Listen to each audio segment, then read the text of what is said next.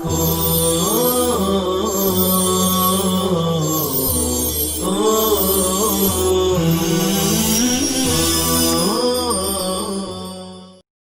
الرحمن الرحيم. الحمد لله رب العالمين. الحمد لله حمدا كثيرا طيبا مباركا فيه.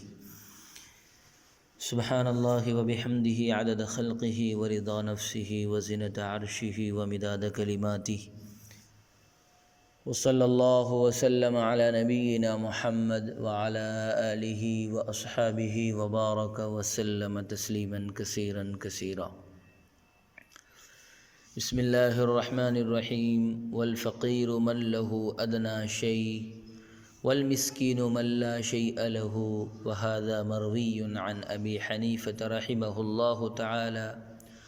وقد قيل على الأقص ولكل وجه ثم هو صنفان أو صنف واحد سنذكره في كتاب الوصايا إن شاء الله تعالى. اور فقیر وہ شخص ہے جس کے پاس کچھ ہو، اور مسکین وہ ہے جس کے پاس کچھ بھی نہ ہو. اور یہ تعریف حضرت امام ابو حنیفہ سے منقول ہے، اور کہا گیا ہے کہ یہ تعریف اس کے برعکس ہے، اور ہر قول کی دلیل ہے. پھر فقراء و مساکین دو قسم ہیں یا ایک ہی قسم ہے، اسے ہم انشاءاللہ تعالی کتاب الوصایا میں بیان کریں گے. عزیز طلبہ کرام، فقیر اور مسکین کی تعریف اور ان میں فرق. صورت مسئلہ یہ ہے کہ حضرت امام اعظم ابو حنیفہ رحمہ اللہ تعالی کے یہاں مسکین وہ آدمی کہلاتا ہے جو بالکل خالی اور ہر چیز سے عاری ہو، اور نان شبینہ کا بھی محتاج ہو. مسکین وہ آدمی کہلاتا ہے جو بالکل خالی اور ہر چیز سے عاری ہو، اور نان شبینہ کا بھی محتاج ہو. اور فقیر وہ شخص ہے جس کے پاس کچھ نہ کچھ ہو، اگرچہ بقدر نصاب نہ ہو. اس سلسلے امام شافعی رحمۃ اللہ علیہ، امام طحاوی، امام مالک رحمۃ اللہ علیہ کی رائے یہ ہے، مسکین اسے کہتے ہیں جس کے پاس کچھ مال ہو، اور فقیر وہ شخص ہے جو بالکل تہی دست ہو. یعنی یہ قول پہلے والے قول کے برعکس ہے. ان حضرات کی دلیل یہ ہے کہ قرآن کریم نے سورہ کہف میں اما السفینۃ فکانت لمساکین کہہ کر مساکین کے لیے کشتی کی ملکیت کو ثابت کیا ہے، جس سے یہ معلوم ہوتا ہے کہ مسکین کے پاس کچھ نہ کچھ ضرور ہوتا ہے، اور فقیر اس سے بھی زیادہ خستہ حال ہوتا ہے. حضرت امام اعظم رحمہ اللہ تعالی کی دلیل یہ ہے کہ قرآن نے او مسکینا ذا متربہ کہہ کر مسکین کی حالت یہ بیان کی ہے کہ وہ بھوک اور فاقے کی وجہ سے زمین سے چمٹا رہتا ہے، اور اسے کچھ بھی میسر نہیں ہوتا کہ وہ کھا لے اور چلنے پھرنے کے قابل ہو جائے. یعنی مسکین فقیر سے بھی زیادہ بدحال اور مفلس ہوتا ہے، کیونکہ فقیر کے بارے میں قرآن کریم کا اعلان یہ ہے کہ للفقراء الذین احصروا فی سبیل اللہ لا يستطيعون ضربا فی الارض یحسبهم الجاہل اغنیاء من التعفف. یعنی سوال نہ کرنے کی وجہ سے جاہل لوگ فقراء کو مالدار سمجھتے ہیں، اور یہ بات اسی وقت ممکن ہوگی جب فقراء کا ظاہر حال اچھا ہوگا، اور ظاہر حال اسی وقت اچھا ہوگا جب ان کے پاس کچھ نہ کچھ ہوگا. اس سے معلوم ہوا کہ فقیر کی حالت مسکین کے مقابلے میں کچھ اچھی ہوتی ہے. امام شافعی رحمہ اللہ تعالیٰ کی پیش کردہ آیت اما السفینۃ فکانت لمساکین کا جواب یہ ہے کہ مساکین اس کشتی کے مالک نہیں تھے، بلکہ وہ اس میں نوکر اور مزدور تھے. اور اسے معیوب کرنے سے حضرت خضر کا مقصد یہ تھا تاکہ ان بیچاروں کا روزگار نہ ختم ہو جائے، یا ان لوگوں نے عاریتاً وہ کشتی لی تھی اور اسی سے مزدوری کر کے اپنا پیٹ بھرتے تھے، جیسے آج کل شہروں میں مزدور پیشہ لوگ کرائے پر سائیکل رکشہ چلاتے ہیں، اور رکشے کو ان کی طرف اس انداز میں منسوب کیا جاتا ہے گویا کہ وہی اس کے مالک ہے۔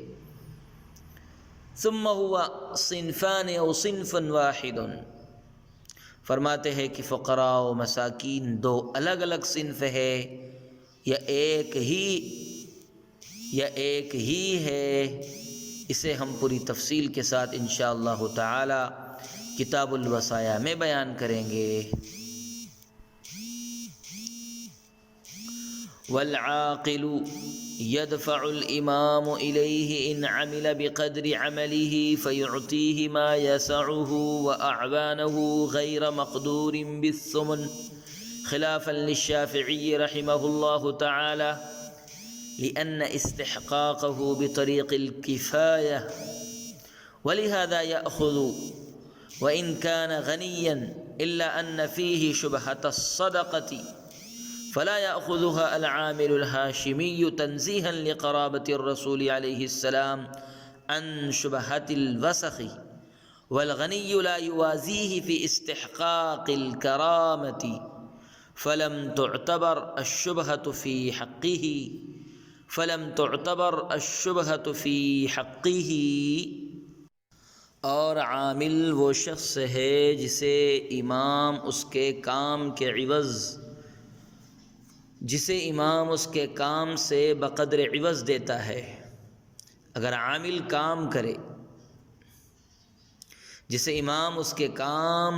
کام سے بقدر عوض دیتا ہے، اگر عامل کام کرے، لہذا اسے اتنا مال دے گا جو اس کے لیے اور اس کے معاونین کے لیے کافی ہو جائے، اور یہ مال 8ویں حصے کے ساتھ متعین نہیں ہوتا۔ غیر مقدور بالثمن، امام شافعی کا اختلاف ہے کیونکہ عامل کا استحقاق بطریق کفایت ہوتا ہے، اسی لیے عامل اسے لے گا ہر چند کہ وہ مالدار ہو، مگر چونکہ اس میں صدقے کا شبہ ہے اس لیے ہاشمی عامل اسے نہیں لے گا، رسول اللہ صلی اللہ علیہ وسلم کی قرابت کو میل کچیل سے پاک صاف رکھتے ہوئے۔ اور مالدار عامل استحقاق کرامت میں ہاشمی عامل کا مقابل نہیں ہو سکتا، لہذا اس کے حق میں شبہ کا اعتبار نہیں کیا گیا ہے۔ عزیز طلبہ کرام، اس عبارت میں عامل کی تعریف ہے اور اس سے متعلق مسائل کا بیان ہے۔ مصارف زکوٰۃ میں سے تیسرے مصرف فقراء اور مساکین کے بعد عاملین، یہاں عاملین کا بیان ہے۔ قرآن کریم نے والعاملین علیہا کہہ کر کے اسی کو بیان کیا ہے، اور عاملین عامل ہی کی جمع ہے جس کے لغوی معنی ہے کام کرنے والے، مزدور۔ یہاں اس سے وہ لوگ مراد ہیں جنہیں امام المسلمین نے زکوٰۃ کی وصول یابی کے لیے مختلف جگہوں پر مامور کیا ہو، متعین کیا ہو، حکم دیا ہو۔ زکوٰۃ کی وصول یابی کی جنہیں ذمہ داری دی گئی ہو، چنانچہ جب یہ لوگ وصول یابی کا کام انجام دیں گے تو امام انہیں ان کی محنت اور ان کے کام کا خرچ دے گا، اور اتنا دے گا کہ وہ انہیں کافی ہو جائے، اور ان کے ساتھ جو معاونین ہو انہیں بھی کفایت کر جائے۔ مگر یہاں یہ بات ذہن میں رہے کہ اگر ان کا صرفہ اور خرچہ ان کی پوری وصول یابی کو محیط ہو تو اس صورت میں انہیں وصول یابی کے نصف سے زیادہ نہیں دیا جائے گا، ورنہ تو یہ 9 کی لکڑی 90 کا خرچ والی کہاوت ہو جائے گی۔ اسی لیے ہمارے یہاں عاملین کو جو کچھ دیا جاتا ہے وہ بطریق کفایت دیا جاتا ہے، نہ کہ بطریق اجرت۔ عاملین کو جو کچھ دیا جاتا ہے وہ بطریق کفایت دیا جاتا ہے، نہ کہ بطریق اجرت۔ اور امام شافعی رحمۃ اللہ علیہ کے یہاں عاملین کو جو دیا جاتا ہے وہ بطریق اجرت دیا جاتا ہے، اور چونکہ اب مصارف کی کل 7 قسمیں ہیں، لہذا عامل کو اس کی وصولیابی میں سے 7واں حصہ دیا جائے گا۔ اور ہمارے یہاں عاملین کو ان کی محنت اور ان کے وقت لگانے کے مطابق اس کا عوض دیا جائے گا، لیکن یہ عوض سمن یا سدس وغیرہ کے ساتھ مقید اور متعین نہیں ہوگا، بلکہ بطریق کفایت اس کے عمل کے حساب سے اتنا دیا جائے گا جو کافی ہو جائے۔ اور چونکہ یہ عوض بطریق زکوٰۃ نہیں دیا جاتا ہے، بطریق زکوٰۃ نہیں ہوتا ہے، اسی لیے مالدار اور صاحب نصاب عامل کے لیے بھی اسے لینے کی اجازت ہے۔ اگر یہ عوض بطریق زکوٰۃ ہوتا تو مالدار کے لیے اس کا لینا شرعاً درست نہ ہوتا۔ الا ان فیہ شبہۃ الصدقۃ فلا یأخذها العاملی الہاشمی۔ یہاں سے یہ بتانا مقصود ہے کہ اگرچہ عامل کو دیا جانے والا عوض بطریق زکوٰۃ نہیں ہوتا اور بطریق کفایت ہوتا ہے، اور اس حوالے سے ہر ایک کے لیے اس کا لینا صحیح بھی معلوم ہوتا ہے، خواہ وہ سید ہو یا ہاشمی ہو، مگر پھر بھی اس میں چونکہ صدقے کا شبہ ہوتا ہے اور لوگ اسے زکوٰۃ وصول کر کے اسی میں کا عوض شمار کرتے ہیں، چونکہ صدقے کا شبہ ہوتا ہے اور لوگ اسے زکوٰۃ وصول کر کے اسی میں کا عوض شمار کرتے ہیں، اس لیے ہاشمی عامل کو یہ عوض نہیں لینا چاہیے، کیونکہ اس کی نسبت خانوادہ رسول سے جڑی ہوئی ہے، لہذا اسے شبہات والی چیز سے احتیاط کر کے رسول اللہ صلی اللہ علیہ وسلم کی خاندان کو میل کچیل سے پاک صاف رکھنا چاہیے۔ والغنی لا یوازیہ فی استحقاق الکرامۃ، لیکن اگر کوئی یہ اعتراض کرے کہ جب اس عوض میں صدقہ کا شبہ ہے تو پھر مالدار اور غنی کے لیے بھی اس کا لینا صحیح نہیں ہونا چاہیے، حالانکہ آپ نے مالدار کے لیے لینا درست قرار دیا ہے، آخر ایسا کیوں ہے؟ اسی کا جواب دیتے ہوئے فرماتے ہیں کہ ہاشمی کو جو شرافت و کرامت حاصل ہے وہ غیر ہاشمی کو نہیں مل سکتی، اگرچہ اس کے پاس قارون کا خزانہ ہی کیوں نہ جمع ہو جائے۔ اس لیے شبہ صدقہ کی وجہ سے ہاشمی کے لیے تو یہ عوض لینا درست نہیں ہے، اور غیر ہاشمی کے لیے اس کی گنجائش ہے، کیونکہ اس میں جس طرح صدقے کا شبہ ہے اسی طرح اجرت کا بھی شبہ ہے، لہذا ہاشمی کے حق میں شبہ صدقہ غالب کر کے اسے یہ عوض لینے سے منع کیا جائے گا، اور غیر ہاشمی کے حق میں شبہ اجرت کو غالب کر کے اس کے لیے گنجائش دی جائے گی۔ وفي الرقاب أن يعان المكاتبون منها في فك رقابهم هو المنقول، اور گردنوں کو چھڑانے میں، اور وہ یہ ہے کہ گردنوں کو چھڑانے کے حوالے سے مکاتبوں کا تعاون کیا جائے۔ الرقاب کی یہی تفسیر منقول ہے۔ پھر رقاب کا بیان،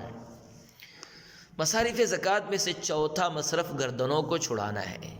یعنی مکاتب غلام کو زکوٰۃ کی رقم دی جائے تاکہ وہ اس رقم سے اپنا بدل کتابت ادا کر کے آزاد ہو جائے،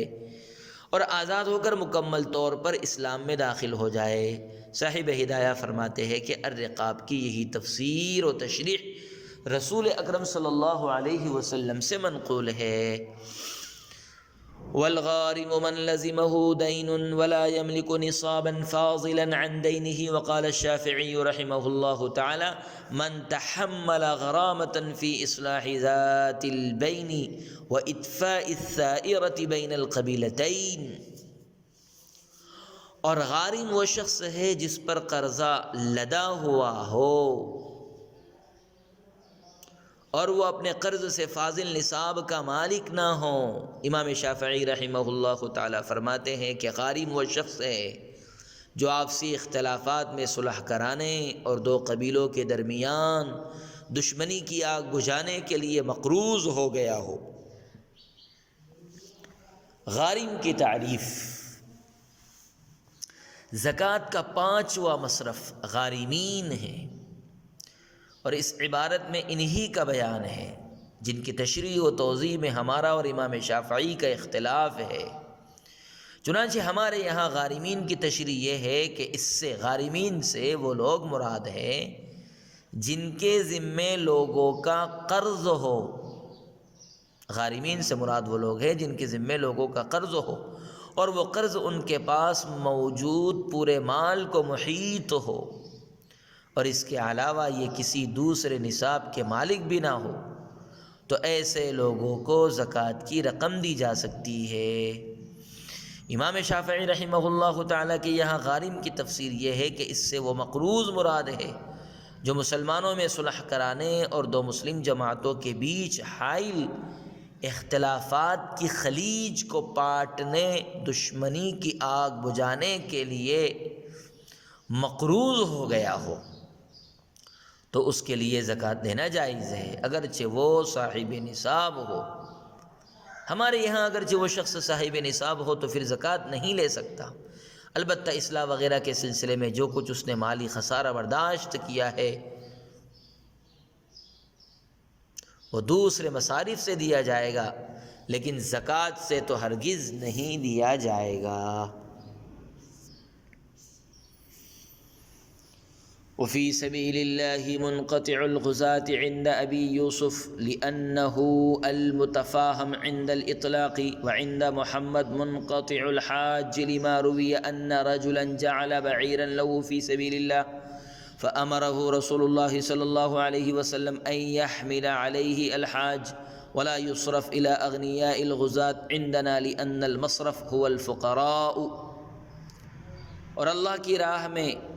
امام ابو یوسف کے نزدیک اس سے وہ غازی مراد ہے جو مال سے منقطع ہو، کیونکہ مطلق فی سبیل اللہ سے یہی سمجھ میں آتا ہے، اور امام محمد کے نزدیک اس سے وہ حاجی مراد ہے جو اپنے مال سے منقطع ہو گئے ہو، اس لیے کہ ایک شخص کے متعلق یہ مروی ہے کہ اس نے اپنا اونٹ فی سبیل اللہ کر دیا تھا، تو آپ نے اسے یہ حکم دیا کہ اس پر حاجیوں کو سوار کرے، اور ہمارے یہاں مالدار غازیوں پر زکوٰۃ صرف نہیں کی جائے گی کیونکہ زکوٰۃ کا مصرف تو فقراء ہے۔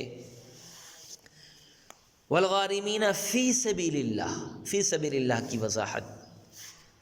غارمین سے مقروض لوگ مراد، فی سبیل اللہ سے کون لوگ مراد ہیں؟ اس عبارت میں زکوٰۃ کے چھٹے مصرف کا بیان ہے۔ زکوٰۃ کی چھٹی قسم فی سبیل اللہ ہے، اور فی سبیل اللہ کے مصداق میں حضرات صاحبین کا اختلاف ہے۔ چنانچہ امام ابو یوسف کے یہاں اس سے وہ غازی مراد ہے جن کے گھر پر تو مال ہے لیکن سفر جہاد میں ان کے پاس مال نہیں ہے، لہذا وہ زکوٰۃ کا مصرف اور اس کے مستحق ہے، اور ان پر زکوٰۃ کی رقم صرف کی جا سکتی ہے، کیونکہ فی سبیل اللہ جب مطلق بولا جاتا ہے تو اس سے یہی مفہوم و مطلب سمجھ میں آتا ہے۔ امام محمد کے یہاں فی سبیل اللہ سے وہ حاجی مراد ہے جس کے گھر پر تو مال ہو لیکن سفر حج میں اس کے پاس مال نہ ہو، تو اس پر زکوٰۃ کی رقم صرف کی جا سکتی ہے۔ امام محمد نے اپنے اس مطلب کی تائید میں ایک شخص کا واقعہ بھی پیش کیا ہے کہ اس نے اپنا ایک اونٹ فی سبیل اللہ کر دیا تھا، اور آپ صلی اللہ علیہ وسلم نے اسے یہ حکم دیا تھا کہ اس پر حاجیوں کو سوار کر دو، کیونکہ وہ صدقے کا اونٹ تھا، اور آپ صلی اللہ علیہ وسلم نے اسے یہ حکم دیا تھا کہ اس پر حاجیوں کو سوار کر دو، چونکہ وہ صدقے کا اونٹ تھا اور آپ نے اس پر حاجیوں کو سوار کرنے کا حکم دیا۔ اس سے معلوم ہوا کہ فی سبیل اللہ سے وہ حاجی مراد ہے جو سفر حج میں مفلس ہو گئے ہو۔ صاحب ہدایہ نے اس موقع پر امام اعظم رحمۃ اللہ علیہ کا قول نہیں ذکر کیا ہے، لیکن علامہ کاکی رحمہ اللہ تعالیٰ نے لکھا ہے کہ اس مسئلے میں امام اعظم امام ابو یوسف کے ساتھ ہے، اور وہ بھی اس سے غازی مراد لیتے ہیں، مجاہدین مراد لیتے ہیں۔ ولا یصرف، فرماتے ہیں کہ ہمارے یہاں مالدار غازیوں پر زکوٰۃ کی رقم نہیں صرف کی جائے گی کیونکہ اس کا مصرف تو فقراء ہے، لہذا فی سبیل اللہ یعنی غازی اگر مالدار نہ ہوں تب تو ان پر زکوٰۃ کی رقم صرف کی جائے گی، ورنہ نہیں۔ وابن السبیل من کان له مال فی وطنه وهو فی مکان آخر لا شیء له، اور ابن سبیل وہ شخص ہے جس کا مال اس کے وطن میں ہو اور وہ دوسری جگہ ہو جہاں اس کے پاس کچھ بھی نہ ہو۔ ابن سبیل کا مصداق کون ہے؟ ابن سبیل کا بیان زکوٰۃ کا آخری اور 7واں مصرف